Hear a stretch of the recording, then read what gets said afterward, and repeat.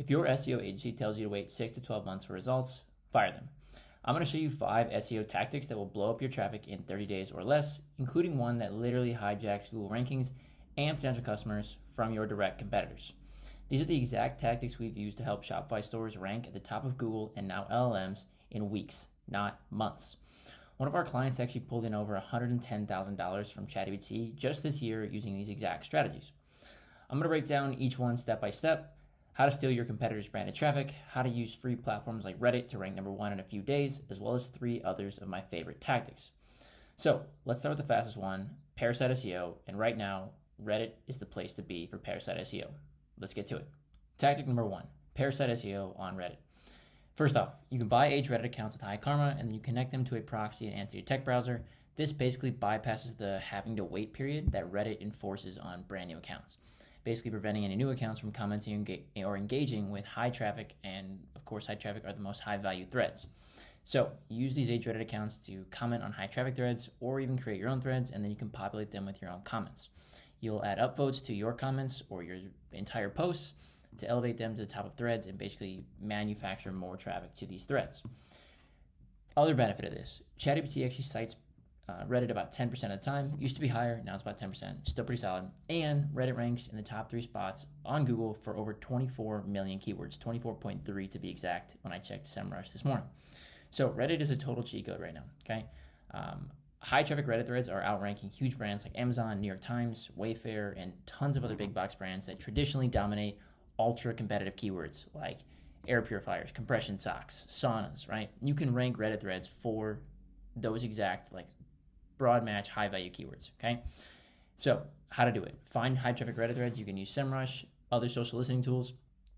Use your age Reddit accounts to populate a few comments, upvote them over time, and earn the top spot. Basically earn the top 2-3 positions, 2-3 comments within those high traffic threads.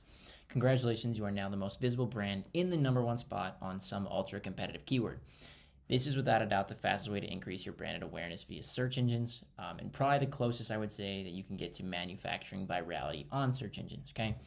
People see you on Reddit, all of a sudden they go search for your brand name. Now you've got more branded traffic. This is, again, the closest you can probably get to, demand generation on a search engine, which is typically a demand conversion channel. Pro tip, create posts like your brand reviews to better manage search engine reputation. These threads can outrank third-party sites like Trustpilot and other third-party kind of aggregating sites where your customer reviews may not be so great, right? You get a few bad reviews on Trustpilot in the last week, all of a sudden your trust score goes down a full point. That sucks. If you do Reddit reputation management like this, you can actually reduce the impact these negative reviews have by basically suppressing or pushing those Trustpilot listings further down the first page of Google. The more Reddit threads you rank, the further that Trustpilot score, or the further that Trustpilot profile and reviews page goes down on Google, which means less people are likely to see it, okay? Now, if you want this done for you, book a discovery call, links in the description. This is now a new service we're offering as an agency. Next up, build internal links, tactic number 2. Very simple here. The more internal links a page has pointing to it, the more important it is perceived to be. Greater importance, higher rankings, okay? Direct correlation there. I recommend using Screaming Frog to audit your internal links. Ahrefs is an internal link tool. It's not as great. Screaming Frog is definitely the best option. Build internal links to your most important pages and ensure that any important page is an orphan page, okay? You wrote a new blog, you built a new collection page, launched a new product. You need to make sure that that page has links pointing to it. Otherwise, it is never going to see the light of day on Google or in any LLM. Pro tip here. 4 to 6 internal links, ballpark, is the rough equivalent to 1 backlink. So let's say you're a DR40 site, 10K traffic. 4 to 6 internal links to, let's say, your main collection will be the equivalent, rough equivalent as 1 backlink from also a DR40 10K traffic site, okay? Internal links cost $0, take a few minutes. Backlink of that quality would probably run you $200 to $400, maybe more, maybe a little bit less. But in any case, it's definitely higher than 0. And it's also going to take a few hours to source. Publisher could be a pain in the ass, quite frankly. Internal links are just faster, right? This can help you close link gaps really fast and help you rank pages very quickly on Google. Now, this doesn't necessarily mean backlinks. You don't ever need backlinks, okay?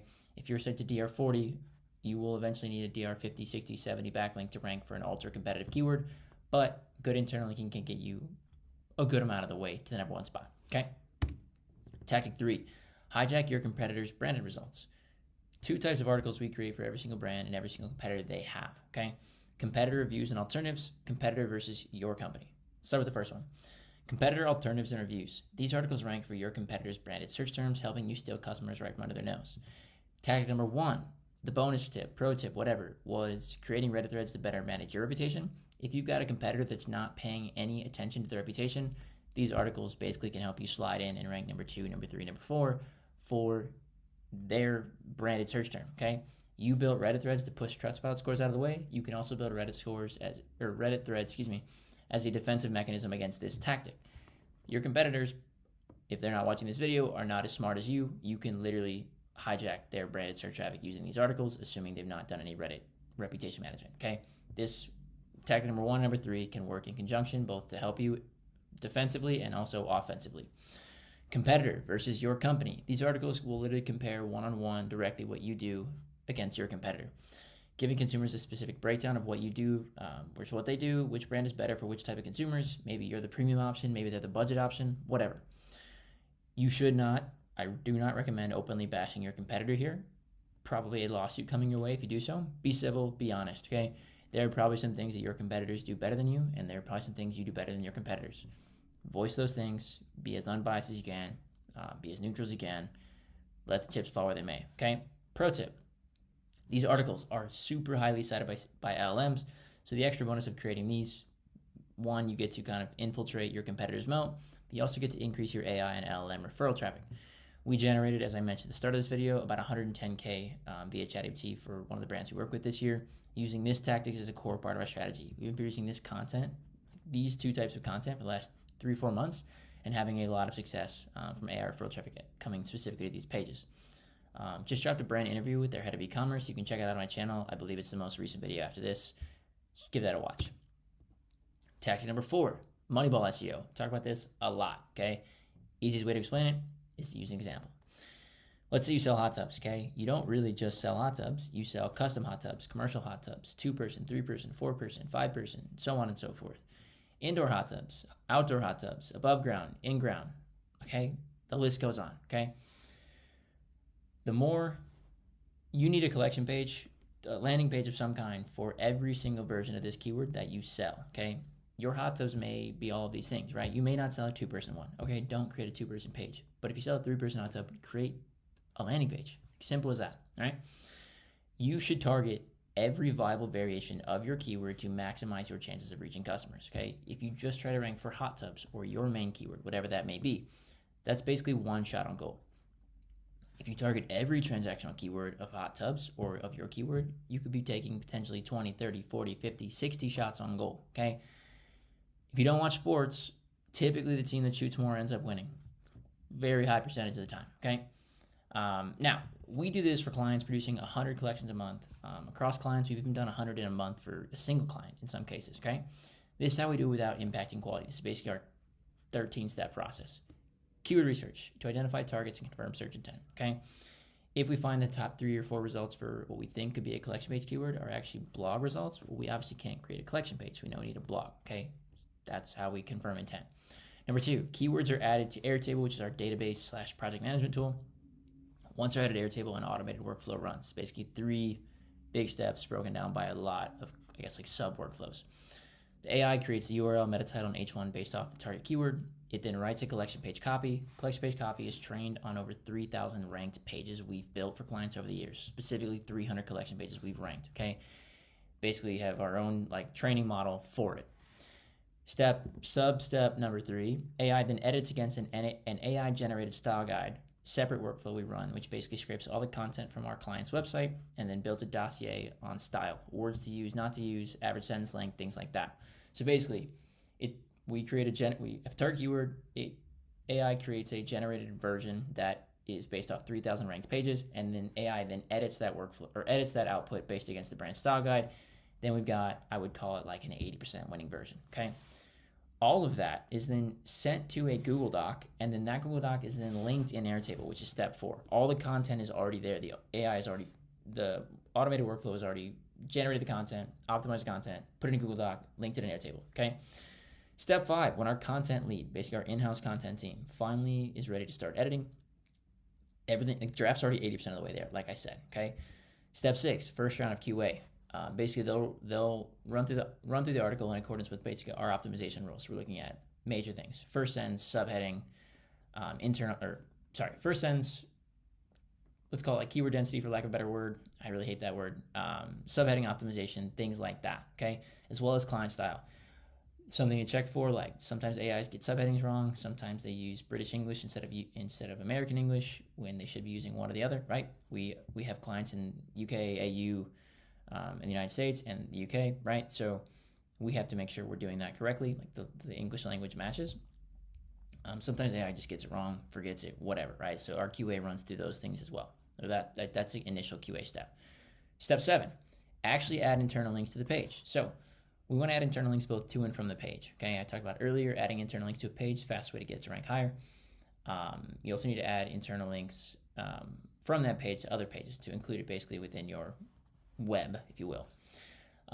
Content lead makes notes on the same Google Doc for internal links to add to this page. Okay, so adding internal links from this page that's currently in editing to another page is easy. You just hyperlink the text in the Google Doc. When you paste it in Shopify, the internal link is already there. Okay, however, adding internal links to this page, not as straightforward, right? You can't just add an internal link in a Google Doc and it magically updates in Shopify later on. So at the top of the document, we have a notes section for internal links.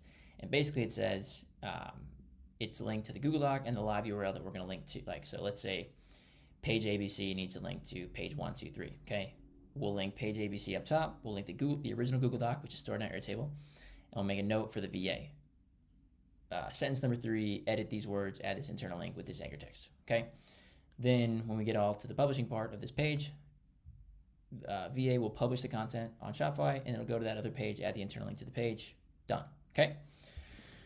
Number 8, all that happens in kind of lockstep there. Step 8, send the Google Doc URLs to the client. They review, make edits if necessary. Client spends, I'd say, 1 to 2 hours a month on review. Step 9, client approves. We update and build all the pages in Shopify for them. Client does not have to lift a finger. 10, internal links are added, right? I just kind of ran through that process. After the VA actually publishes the new page, they'll go back and add internal links to that page to make sure it's connected within the web, okay? Step 11, new URLs indexed. All new URLs are submitted through our internal indexing tool. Pages get indexed in a few hours, not a few weeks, if you just rely on Google's level of indexing right now, okay? We can get pages indexed as fast as a few minutes. It really depends on the, I would say, volume of pages we're doing, okay? Step 12, client notified. Content lead sends live URLs to client in Slack, okay? So let's say we built 25 pages in a month. They get all 25 live URLs right then, already indexed. 13, sprint is finished. Move on to the next client or on to the next sprint for that client, okay? As I said, we've done 100 of these in a month. We usually reduce our level of human editing if we're doing that many. On average, we do, I'd say, probably 15 to 25 per month for a client. More in the first few months, less as we start to kind of reach the limit of all the keywords we can target, right? Number 5, last tactic here, update your main menu. This kind of goes on to the internal linking we talked about earlier, but add all critical money pages to your main menu and homepage. This will immediately give them a boost. Use drop-downs in your main menu to add more elements without destroying UX, okay? You don't want to have some ultra massive mega menu that people can't use or have no idea how to use, so use drop-downs to get a little bit creative with spacing. Some of the quickest wins we've ever gotten for clients have been simply linking to key pages from the main menu and or footer and or even the homepage, okay? Build out a simple menu, wireframe, and Miro or Google Docs. They approve, we update for them, okay? We don't use any fancy software to build this out. Think like back of the napkin type wireframe stuff. Client approves, our developer will go and actually update it in Shopify, push all that live, okay? Pro tip, audit your site architecture. Pages further than 2 to 3 clicks away from the homepage, update its depth to move it closer to the homepage. Depth from homepage is a direct ranking factor. If you build a page and it is deeper in the architecture, let's say 5, 6 clicks away, it is considerably less important than any page that is 1, 2, 3 clicks away from the homepage, right? If I have to go farther to get it, or Google has to go farther to get it, they have to spend more energy to get to it. Thereby, you've deemed it to be less important simply based on its positioning, okay? So if you built a collection and you're like, why is it not ranking? I've optimized it, I built internal links, all that kind of stuff. We'll check the damn architecture, okay? Guaranteed it's probably too deep. Could be backlinks, could be authority, could be time in the game, but oftentimes this tactic is one of the easiest wins you'll get, okay? Now, if you want all 5 of these tactics done for you and you're a Shopify brand doing at least $1 million a year in revenue, book a discovery call with me in the link below. I'll talk to you there. Peace.